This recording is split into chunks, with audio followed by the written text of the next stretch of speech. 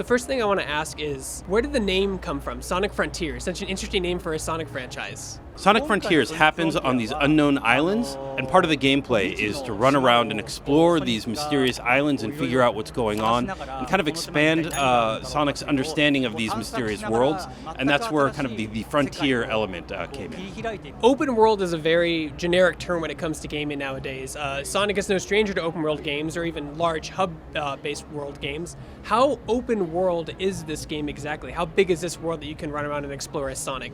So yes, a lot of people think this game is an open world game, but it's actually not. We're planning on making an open zone game, and this open zone game is a expansive 3D environment where you can run around and do all the 3D action platforming that Sonic is known for. But it's not an open world game. It's going to be something different and new, and we're really excited. It was a challenge to the development team to think this up, and we really hope everyone enjoys this new open zone experience.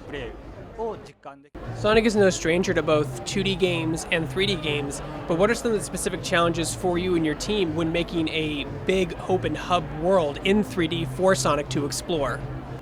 So this open zone game is a challenge for the Sonic team. It's something that they really wanted to do. It's the first time, in 30 years of Sonic games that they've been able to do it. Up until now, kind of speed has always been the core gameplay element, and in order to do that, they really want to make sure Sonic is running on a path, so you get that sensation of speed and that good feeling of speed. So a lot of the game design was more linear, whether it's 2D or 3D, in order to really get the sensation of speed conveyed to the player. But the big challenge for the team was, in this open zone environment, it's this free, open environment to run around. It's no longer on this linear path. A lot of work and a lot of iteration went into the development for the team because they'd never done it before, and they really wanted to make sure that the sensation of speed and the Sonic-y feeling was still there in this free open zone environment. The timeline for the Sonic games is really interesting and complex. Can you talk about where this story takes place in that universe? Does he know Shadow at this point? Has he met Tails at this point? Talk about where this story takes place. So yes, a lot of people get confused with the timeline, and they're always asking where in the timeline is it. But for the team, the release of the title kind of dictates the timeline. So as future games get released, that's like the current timeline. We're always kind of in the now as the games come out.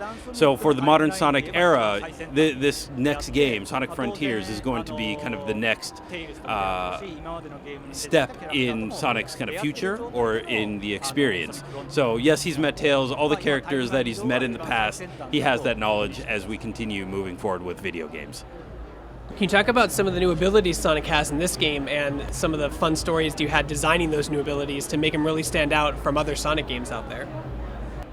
So as they were making the open zone gameplay, one of the abilities that they wanted to make sure Sonic could have would be something new and original that was kind of unique for this open zone gameplay. And the Psy-Loop is one of those things that he does. As he runs around, he can loop around and connect the loop while playing the game. And use it as an ability, use it as in combat. That was something that they thought of early in the process because they wanted to build on this experience you could only have in a 3D environment, not like linear, only running forward. And that as they're thinking of all the Sonic-y actions, the things that Sonic would be known for or expected to do, they were doing a lot of iteration as they, spent a lot of time iterating on the open zone format as well, making things, saying it doesn't feel like Sonic and kind of not using it. Can you talk about some of the environments we'll explore in Frontiers that you're allowed to talk about right now?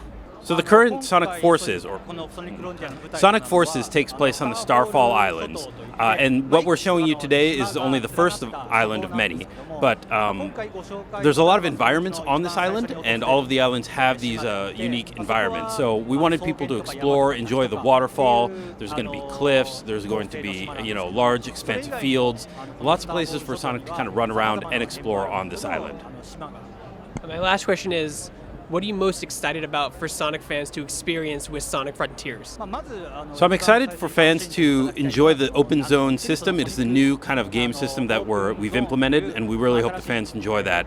But also the story is very mysterious. So as you get there, you kind of have to figure out what's going on, what exactly is this place about? As you run around and as you experience the island, you're going to be kind of learning more about the story, learning more about like all these mysteries that you kind of see or know about, but you'll find out later. We really hope the fans enjoy learning all of these story elements and all of the mysteries behind Starfall Islands.